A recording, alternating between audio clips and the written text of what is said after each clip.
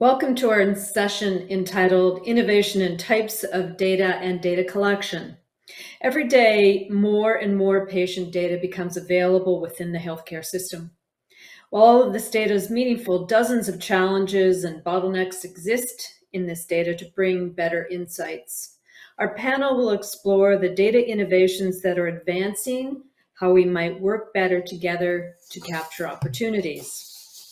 Please help me welcome Eric Sutherland, who is a self-expressed data guy with personality. He is also a data strategist with a passion for enabling trusted insight through implementation of leading information management practices and linking enterprise strategy to practical solutions with business, technology, and data partners. He is the head of the Pan-Canadian Health Data Strategy, which envisions the better use of data for health systems, public health, population health, research and care. This work is led by the Public Health Agency of Canada in collaboration with all jurisdictions. Alan Forster is the Executive Vice President, Chief Innovation and Quality Officer at the Ottawa Hospital, Canada's largest academic health sciences centre. His focus is on enabling teams to create higher value healthcare in which patient-centered health outcomes and health system costs are lowered. He has also led the Ottawa Hospital's data strategy, which has been used to support research, operations, and planning. In addition to his role at the Ottawa Hospital, Alan is a leader in the field of healthcare quality. He is a professor of medicine at the University of Ottawa and a senior scientist at the Ottawa Hospital Research Institute. And finally, we welcome back Michael Duong.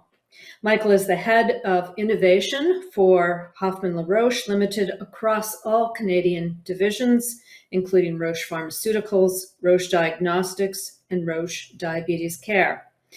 Michael also leads the Roche Innovation Hive, which is the creative space where the future of healthcare is being imagined and co-created between Roche and its external partners. Michael is also a founding board member of the Canadian Personalized Healthcare Innovation Network, which is a not-for-profit corporation representing a consortium of members from both public and private sectors focused on the acceleration of personalized healthcare for Canada. Michael will also be moderating the session as our panelists work closely together on a day-by-day basis and are truly experts in their field. Over to you, Michael. Thanks, Anne-Marie. And welcome, Alan and Eric. I get the pleasure of sort of moderating what will be a very lively conversation around the topic of data. And with respect to the title of this conference, Disruption and Innovation, I'd like to start or maybe frame our conversation around those two topics. You know, for years now, we've all been working in this field of data within healthcare, building data infrastructure, but ultimately getting data to the point where it can be used for better medical decisions so that we can provide more and better outcomes to patients. And with respect to disruption and innovation, I'd love to hear from both of you and you know, structure the conversation around, with the years of experience you've had working in this space, what are some of the big disruptions, quote unquote, that we need to tackle in order for us to get to where we need to go so that health data can be used in the way that we intend it to be used, and you know, and bring better health outcomes to data. You know, are these disruptions? Do we need to disrupt our legal system? Do we need to more disruptive technologies? Like, what is it that we need to do, and ultimately, how do we get there?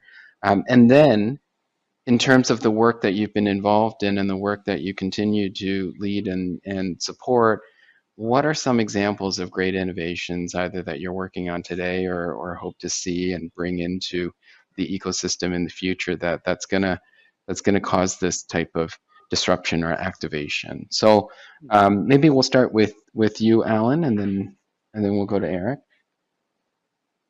Great, and thanks for the invite, and Mike, that's a great question. Please let me know if there's any challenges with the audio, because I know there was some challenges earlier in the testing. So, but just in terms of your question, you know, my sense is that the big disruption has to come at the people who are the custodians of the data, with a recognition that they need to invest time, energy, money in making data available for their workforce, while at the same time building up the competencies within that workforce to use the data. And that will take that mindset is a major one, because currently my sense is that the industry feels that we have the data, and it's really the privacy aspect that's blocking our use of it. When in fact, I think it's more about the culture of using data to learn from, and also the culture from the skill sets that people have within the workforce to use the data and take advantage of the data. So I'll That's build great. on Eric? some of that, Alan. Wholeheartedly agree.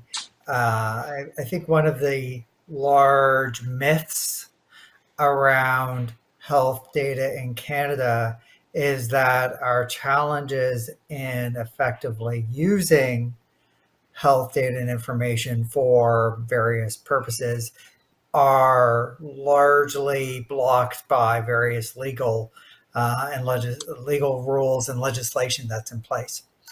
There was actually a paper that was written by some folks out of McGill University last year on the back end of some work they did with Genomics Canada, scanning the various legislations across the country, and clearly determined that there are no significant legislative barriers to sharing data, that the barriers that exist are largely a result of local decisions about policies and structures and governance that exist within individual organizations.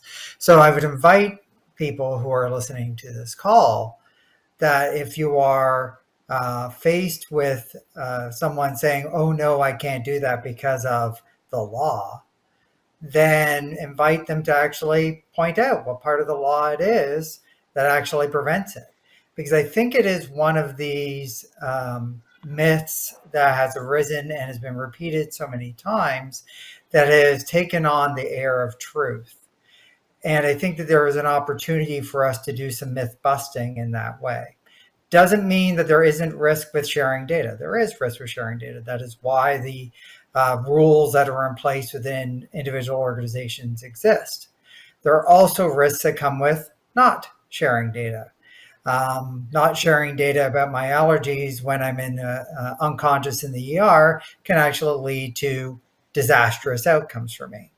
Not sharing data about my health and health outcomes can potentially prevent future knowledge about how to effectively treat people with various illnesses and diseases.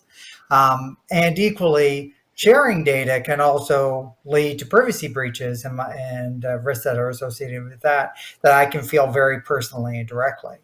And so when making decisions about sharing data, considering both the risks of sharing and the risks of not sharing are important for them to be calibrated together.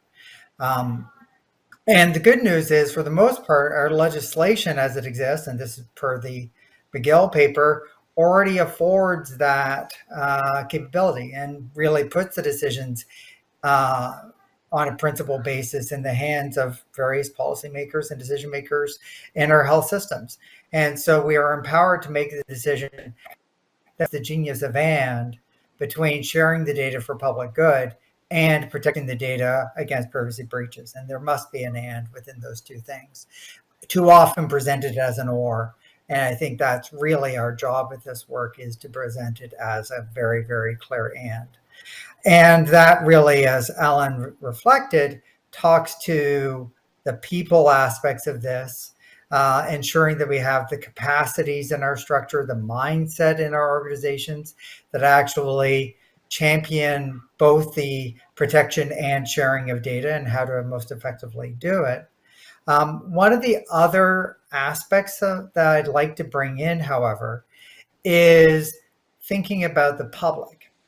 oftentimes we don't share data for fear of, well, the public may not want us to do this, and we don't know if they would be okay with it or not.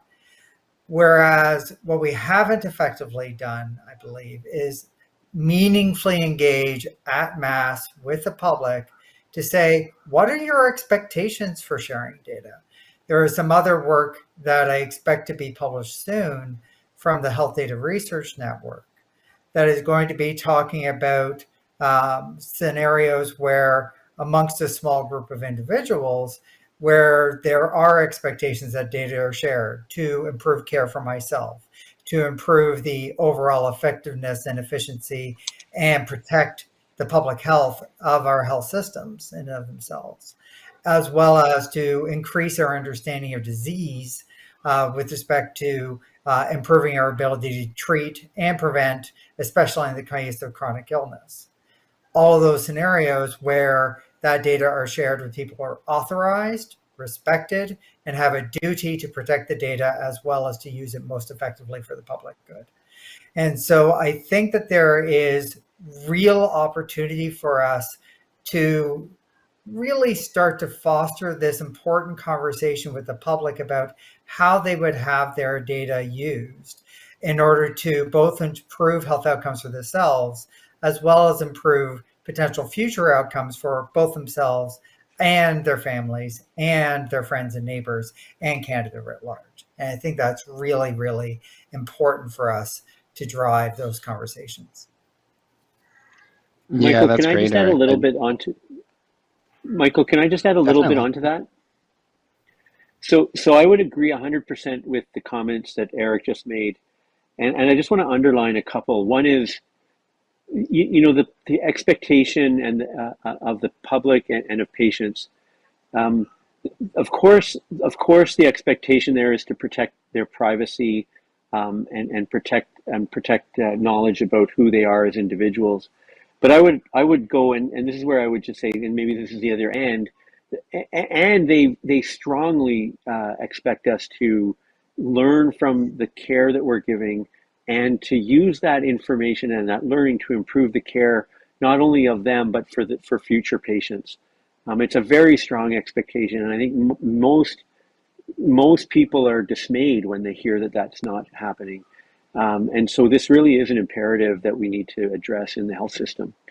The second thing I would just like to highlight, and again, this may be a mindset shift, but again, we tend to wait for the top-down solutions with a large system-wide solution. And I think that really the challenge with that is that it's going to be very difficult in a variety of, in all of the different circumstances we have, and with the existing healthcare governance we have, for it to be a solely a top-down direction. I really feel strongly that bottom-up leadership is required here, and that institutions take ownership of this problem and work on the solutions at their level. Yeah, no, that's great. And I think you're leading us to sort of the piece of the conversation I want to get to in terms of like, what are we doing? So, but just to recap, I think there's a few things that you said there that were important, both of you. Eric, you mentioned that, there's been this huge, some would call it dangerous myth, that the barriers to our ability and our capacity to use health data are legal in nature. And so that's caused a lot of concern, that's caused a lot of delay and hesitation as it relates to solutions being developed in this field. And with that publication, with a better understanding, more clarity around what is bound by legislation in Canada and what is not, that would hopefully lead us over the next coming years to more action, to more solutions, to bringing different innovations to this space so that we can solve this problem. And the second thing that you said is the desire from the public. So definitely we are hearing more and more desire/demand to say, because I think, Alan, you touched on it, is that there's an expectation that patients have of us within the healthcare system, stakeholders, data custodians, guardians, to better use data, to better inform medical decisions, to provide better care ultimately. So how do we build and how do we develop the infrastructure and solutions to do that. One of the things, Alan, that you said, I remember this vividly because I use it all the time in one of our first meetings. You said, and it wasn't to me, it was to the whole group, but if we were to wait until the point that that we were able to refine oil to gasoline as it is today before we built a car, we would not be driving any of the cars that we have. And that resonated so much with me that I use it all the time in saying, we have to be action oriented. Let's work with what we have. And I think this speaks to your point about, let's, rather than wait for a top-down approach, how do we do it at the grassroots level? How do we do it at the institutional level? And I'd love to touch on some of that now, is to move the conversation to what are some of the exciting things, for example, at the Ottawa Hospital, Alan, that you're doing with some of the available technologies to us that we have today, knowing that they're not perfect, but knowing that they are solving some of the issues. What are some of these things that you're working on that you can share with us? Well, one of the most exciting things that I've worked on over my career has been the implementation of a platform called MD Clone. MD Clone is a company out of Beersheba in Israel, and it has its product is really a software product that allows people to get access to what's called synthetic data. So data that's generated and it's really essentially fake data. It doesn't have any personal health information linked to it.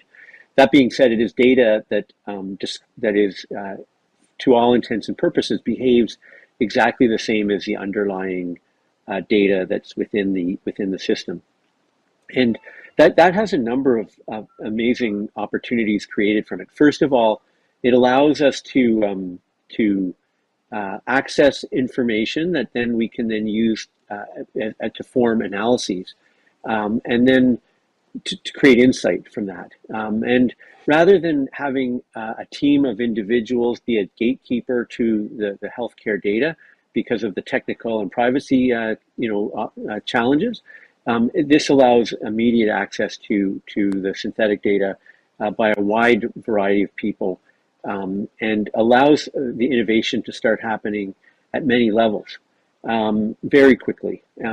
And so we've been seeing that platform really take advantage of our existing data warehouse and our existing electronic medical record data, and making available to people information that was previously inaccessible. And then what we've done is wrapped around that platform, we've created a training program. And what we're seeing is hundreds of people, even during the pandemic, coming forward to take part in the training so that they can now start to ask their own questions. They can start analyzing data. And really what's growing from that now are hundreds of quality improvement and innovation projects that are now linked to real priorities within the healthcare system that can be justified based on the quality impact, on the cost impact, and then really resourced accordingly. And then finally, the sort of, I would just say the most important and most exciting part of this platform is its ability to work, as it creates an opportunity to collaborate with networks of hospitals around the world. Because it's synthetic data, we can share data with people in other countries or in other provinces or other hospitals without really the fear of that disclosure of personal health information that often comes about as a result of the privacy concerns. And because we can share the data quickly, that again, it allows that opportunity for collaboration. And what I'll just say is that that's really important in many instances. First of all, when you're managing quality, if you don't have some benchmarks or ability to compare with other people, then you really are, you're stuck with that navel gazing that often goes on. And you can't really say, okay, how am I doing compared to others? But the other part of it, which is really exciting, is that you can start to put together groups when you have a small sample size in your own institution. You can start saying, okay, well, what have you got going down at Intermountain Healthcare in Utah, or what do you have in Sheba in Israel, or what do you have in the VA health system in the United States? And you can start putting together, instead of like, where we in Ottawa have a sample, like a cohort of 1 million people to go on, we might now start to have 50 to 75 million people. so that the number of observations, even for very rare diseases, starts to go up many-fold very quickly. So, just to say that I think is an amazing advance, because it does it does create this platform both for accessing the data, but also from that a platform for collaboration and sharing with local partners and global partners. Mm-hmm. Mm-hmm. No, that's great. Yeah, Eric.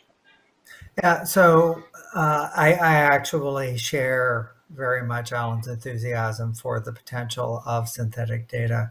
I do believe it has great opportunity for us to be able to accelerate innovation at scale. One of the precursors for having an effective approach for creation of the synthetic data is ensuring that we have timely, quality, and integrated raw data in the first place that can calibrate the processes that are then used to drive and create the vast amounts of synthetic data that we have. So it isn't a magic bullet. What it requires is having the basic processes in place to ensure that we're understand the data that we are collecting together, that it is timely, that we can integrate data across in the context of a hospital, across departments, around a patient, and in the context of an integrated health team, across aspects of said integrated health team, wherever your practices are for your scale of work in and of itself. So you want to really drive a practice around quality data in advance or in parallel with your aspirations for synthetic data. And I want to emphasize that I'm not suggesting at all that there must be 100% quality data, because that is some would argue is impossible, B, impractical. I think it's largely related to understanding the quality of data you have for when you generate your synthetic data sets, to be able to know what level of confidence you can use in driving insights from those data sets. So it doesn't preclude, and this kind of goes to what you were saying before about gas and refinement and cars. It's not that you're trying to get 100% data quality, is that you understand the quality you have and you move forward with that level of data quality. You understand what data you're able to integrate and you move forward with that data that you can integrate. So you understand what you can and can't do, and then you move forward and take action based on that, understanding the caveats that you have on the data sets in and of themselves. So I think it's fair to move forward boldly, but it's also fair to make sure we're moving forward transparently. Can I add to that? So I was going to say that just building on what Eric said, it is really, I think the concept of the learning health system is one that fits nicely into this challenge that we have. There's an important aspect of making data available to teams, but there's a recognition that ultimately they have to make decisions with that data. They combine the data with their own knowledge and they enhance their own understanding of the problem through the use of data. But then that refines not only their understanding of the challenges they're facing, but also the type of data they need and where data can come to solve the problem. And I think one really, we see this as a ongoing sort of journey, both improving the quality of the data and our use of it, but also in service of improving the quality of our services and the value generate from we make it into our health care. Yeah, no, that's great, Alan. And you were just breaking up a little bit towards the end there, but just to recap for our audience, I think what you were saying is with respect to Eric's comment, the learning health system itself becomes an important concept around what we're trying to build here as you make, or as you build the infrastructure and make data available to more users. From that perspective, you'll get insights from those folks, as they're using the data to inform the data that they need, their use cases, how to better create quality data coming into the system so that they can build better analyses and have better outputs and results. So it is a learning cycle, and I think the way that you're both positioning it, it's not the learning health system as a big giant system. It's about lots of learning loops inside of the system. So learning loops from a researcher, learning loops from a clinician, learning loops from a data analyst, and even as you get outside of the institution, as other folks are using data, payers and regulators, there's learning loops from them, because we ultimately all need data in its different forms for its different purposes for the decisions that we need to make today. Eric, is there anything you wanted to add to that? The main thing I would add, which is just an additional aspect of a learning health system, is it certainly helps all of those analytical aspects of improving the efficiency and effectiveness of health systems. It improves and protects public health. It improves the overall population's health. It also has the ability to improve individual empowerment with their own data, because what the algorithms, the ideas that come out of the learning health system can say, well, we can tell that for a 50-year-old who has eats a lot of sugar, don't know anybody like that, that they're they're at higher risk of developing diabetes in their mid-50s, and so they may want to cut down on their sugar. And that might be something that would be useful for me to know, so I can make a personal choice about how I want to achieve my various health outcomes in the medium to long run. Furthermore, it also helps my clinicians, the people in my circle of care, have the information about me in order to provide the best advice they can for my care and of itself. So all aspects of the learning health system fundamentally help individuals, help the providers in the health workforces, and help our decision makers and leaders in the functioning of the health systems at large. Yeah, that's great. Okay.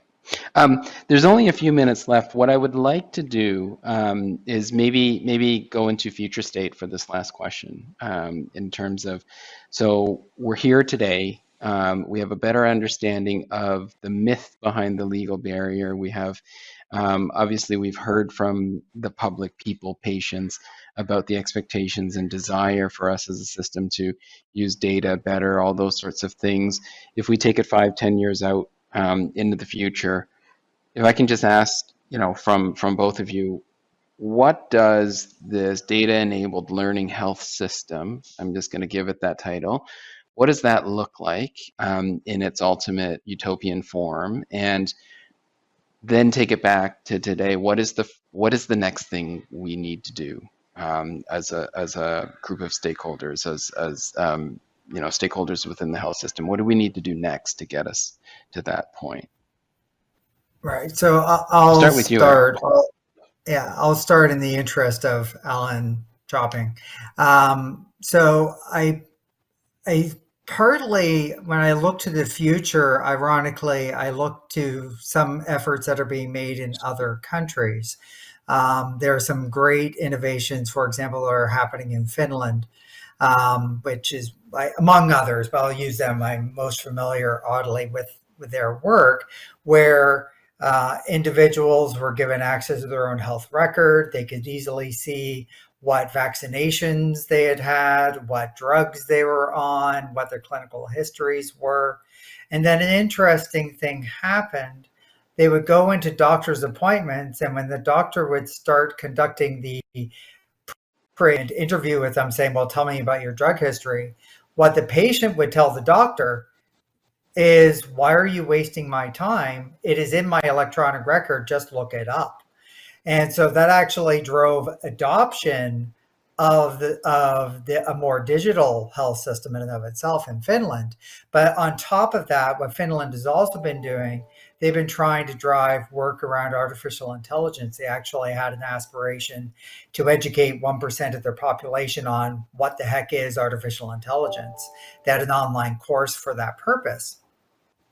And as they were doing that, trying to bring artificial intelligence into an acceptable and understood practice and a transparent practice in Finland, then they were able to start applying some of those advanced artificial intelligence algorithms on the data sets they had in order to drive the types of outcomes where individuals like doctors would be said, actually, we recommend, like the AI algorithm would recommend a dosage of 0.35 as opposed to 0.5 because of the specific weights, measures, et cetera, of the patient that they had before them.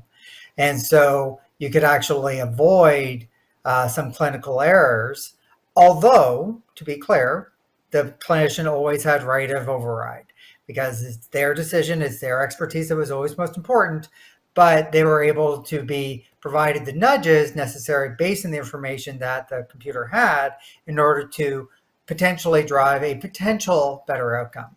And even if that potential better outcome only happens 1 in 100 times, it's still 1 in 100 times of a better outcome. And frankly, that's better for everyone as far as I'm concerned.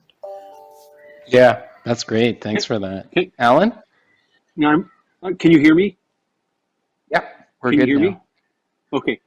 Yeah. So what I would say that, as Eric has said, the future is already here. We are seeing some amazing examples in Canada and abroad, where people are using real world evidence to drive better decision making that are translating into policy and into treatment decisions by individual practitioners and by patients.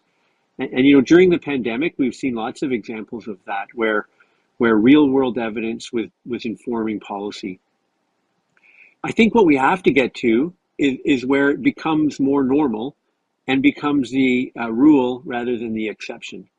Right now, it seems to be that it's not that like the political will and the energy used to create those opportunities that we've taken advantage of for COVID are not there for the breadth of illnesses and for the depth of decisions that we all have to make.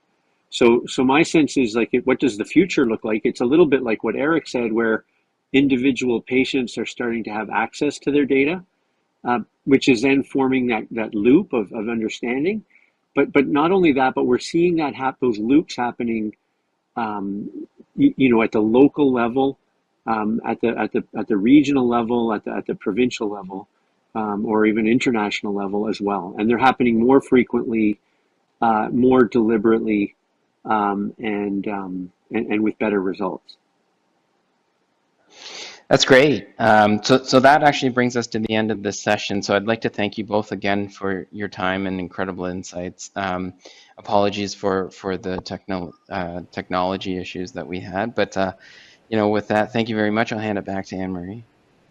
Yeah, thank you so much for a beautiful job, Michael. And I have to say that one of the recurring threads I could not miss as part of all of the conversation is there's a famous expression from Peter Drucker that says, culture eats strategy for breakfast. And the idea that so much amazing strategy is around, but this issue of cultural change is fundamentally important to getting to something meaningful from a data perspective. So we've got about 10 minutes left in this session. Thank you so much, panelists, for agreeing to stay on and answer a few questions. So let me give you the first one coming up just now.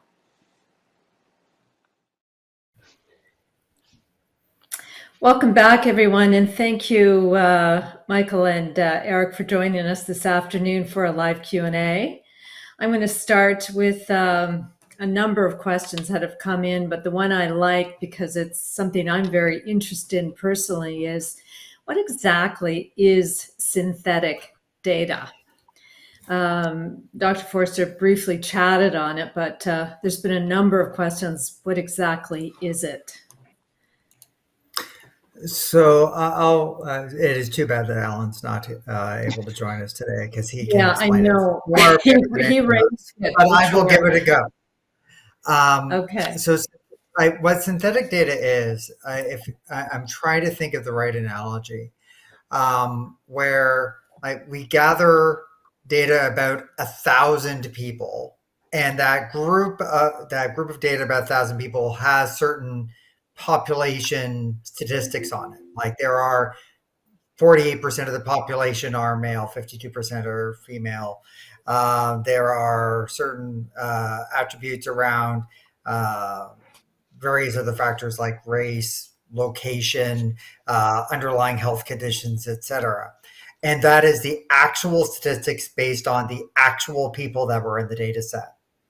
What synthetic data says is, based on the statistics of that population, let's create a net new set of data that has the same attributes, the same statistics about it, but doesn't actually replicate any of the data from the original data set. So it means that statistically it is the same, but practically it is not. And thereby it has many of the same statistical attributes of the data without actually revealing any of the privacy aspects that would be sensitive about individuals. Mm. I'm hoping the Mhm. person who just came online can speak about it better. Yeah. And Do you want to add anything, Michael? And by the yeah, way, and is it well used today, or is this brand new? It is, and it is a relatively new idea in health. It is a idea that has been in statistical realms for dozens of years. It is the standard practice in areas such as artificial intelligence. So it's actually a mature practice. It's really just it's a novel approach from a health perspective. Thank you. Like, I wasn't sure if you yeah, wanted to add anything to that.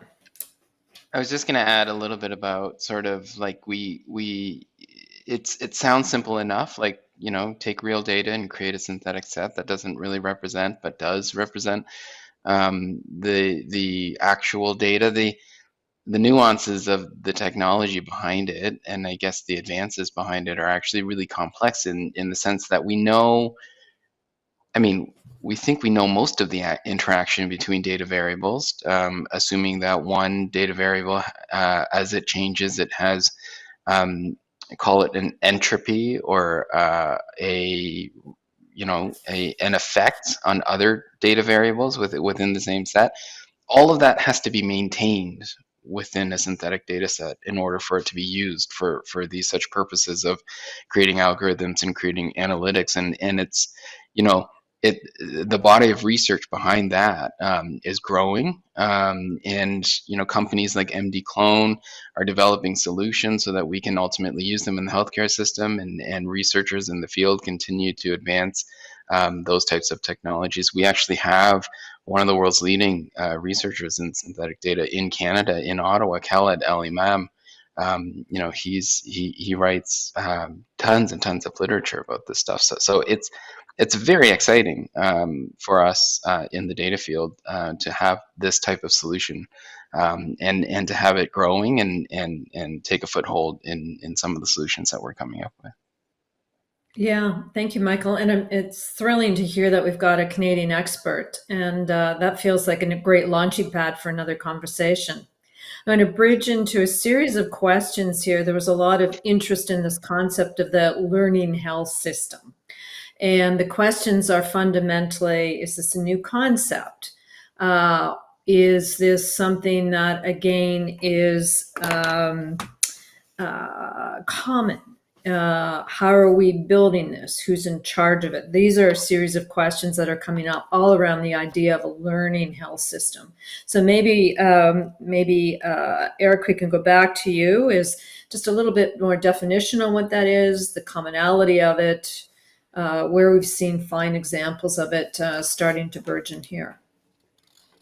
Right. So if you consider the idea of a learning health system is really around every time and every experience that data are used to continuously improve the whole health system, which will improve my own personal health outcomes, improve the ability of my provider to provide better health outcomes, and improve the overall efficiency and effectiveness of the health system, improve public health, and improve our ability to discover new innovations that can cycle back to improve all of the above.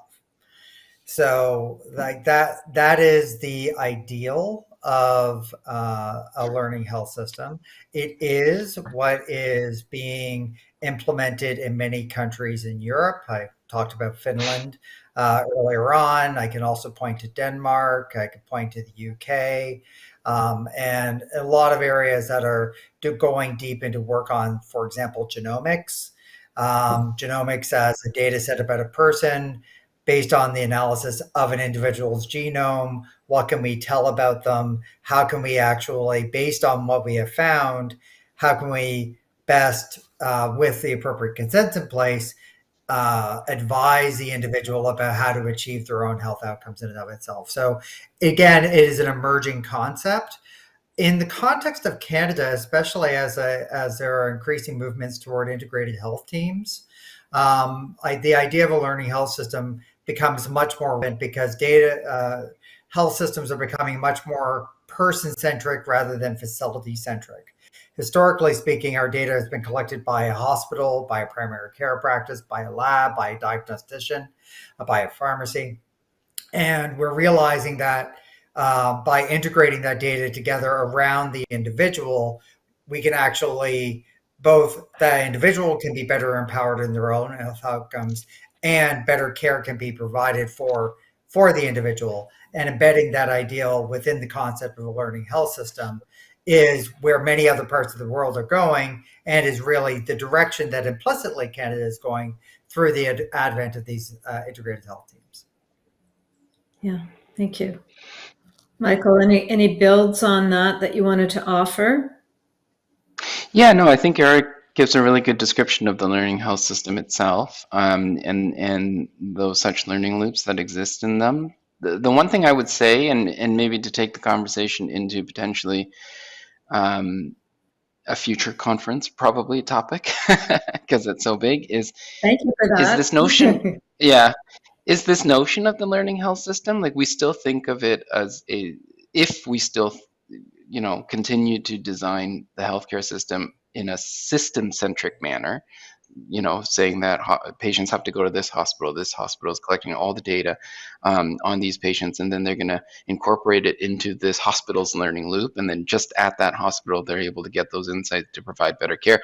We're still designing the health system from a system-centric approach. But Eric touched on a point where, if the patient is to go elsewhere within the country or anywhere else in the world, and the data is able to follow the patient, and there's this ability to integrate data across geographic locations, whether that be within Canada or outside of Canada, then we start to see the learning loop follow the patient versus sit within a system, which is the ultimate evolution that we would like to see with learning health systems itself. But we're so far away from that. Can we solve these problems right now where institutions themselves can build systems within their hospitals? Thank you very much. Chad, behind the scenes, I'm wondering if you could help me, please, and advance the questions. I know that there's a lot of them, and none of them are. This is not helping to advance. Thank you so much. There is a question here around the willingness of research institutions to share data. It seems like there's a lot of research papers that are predicated on having a silo of data, but are those research institutions prepared to share their data? So it's actually, reflecting on what I was saying before, building on it, the legislative barriers to sharing data are there are significant fictions that are associated with that. Largely it is a cultural decision about whether or not to share data, but there are real cultural considerations amongst research institutions about whether or not to share data. And so I think that those are discussions that we have to have about how to respect areas like intellectual property. Like there is the old paradigm of publish or perish from a research perspective. And so how can we improve our ability to create insights at large while also respecting some of the demands that individual researchers have on their academic careers. One of the simple things that I will actually, just as a paradigm for you guys to think about, is we have in Canada, with the various silos of data, we've created this, what I call destructive duplication, where because we duplicate various data holdings across the country, we both destroy the value of the data because it is duplicated in a way such that you have to do the same work in order to cleanse it to make sure it is of quality. And we destroy the ability to scale up our findings from individual studies because we can't link things together. What we should be focusing on is much more constructive collaboration and conscious collaboration. And how can we actually knowingly work together to build on the foundations that other people's build. And that is really where I hope that Canada can go. If we want to be working together as a country, how can we be consciously collaborating together to achieve the collective outcomes that result in better health outcomes for Canadians? Yeah, thank you. I'm going to finish in the 2 minutes that we have left on perhaps ask a question that I think probably is a conference in and of itself, but I wanted to get your closing thoughts on this. We opened the session with this concept of myth busting and fostering more conversation, fostering conversation with the public on what the use of data looks like, but at the same time, smashing some of these myths that exist about things that are in our way. They feel like it feels like a similar conversation. All to say there needs to be more public discourse on data, the use of data, the engagement of data, the barriers around data. How do we begin that process? Is there a mechanism in place today or an organization in place that can pick up the sword on that? What are the 1 or 2 steps that we might take to begin this conversation? Well, I'll start, which is there is a conference next week that is being hosted by the Patients Redefining the Future of Healthcare, for example, hosted by groups like I don't know. I know Save Your Skins Foundation is one, but if you look up Patients Redefining the Future of Healthcare, I would definitely think that how do we engage the public to be advocates for the healthcare system that they want? They actually published a public declaration of health data rights last summer, for example. And how do we actually embed that? There was a video series that was published earlier this year called Larry Saves the Canadian Healthcare System, which I will say, if you haven't seen it, it is hilarious. Who knew that the Canadian healthcare system could be a musical? So I definitely think that there is an opportunity for us. Oh, yeah. I definitely think that there's an opportunity for us to meaningfully engage with the public. The public wants to be engaged. What we have to do is really connect thought leaders, the public sector, governments, with the public groups that already want to be engaged. And that's a big part of, I think, what sessions like this can help with, is really just to foster those connections going forward. Thank you so much. Michael, I'll give you the last word. Yeah, no, very, very similar sentiment to what Eric said. There's lots of groups doing this stuff. For example, CFIN is hosting its own reactor workshop at the end of this year to bring stakeholders together.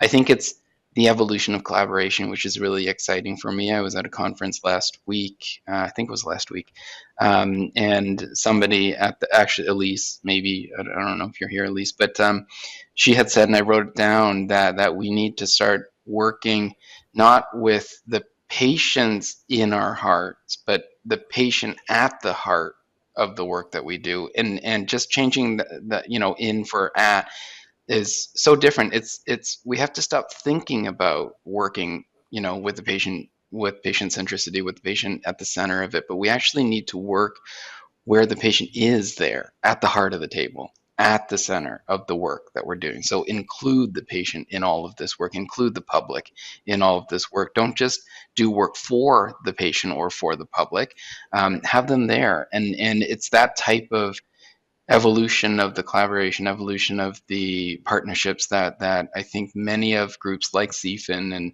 and like some of the other groups that are doing this work, that's the evolution that we're moving towards. And I think that's really going to move the needle on some of this work that we're doing. Yeah, thank you for summarizing it that way, Michael. I've heard it as patients as co-creators in the process, number one, and number two, patients not at the table, patients are the table. And on that note, we'll leave it. Thank you again to both of you for coming back to a live Q&A, and of course for the previous session. Very much value having you here. Thank you. Thank you. We are now going to bridge to a 3-minute break as we set up for our next live session. In the meantime, what I'd really think would be an important thing for you folks to do is to go and visit the exhibit hall. We're very grateful to the many sponsors who have supported the conference, and there's a number of booths with great information there. If you could just go back to your main screen, step outside of the live sessions, go back to your main screen, click on the exhibit hall, take a look around, and join us back here in about 3 minutes. Thank you so much.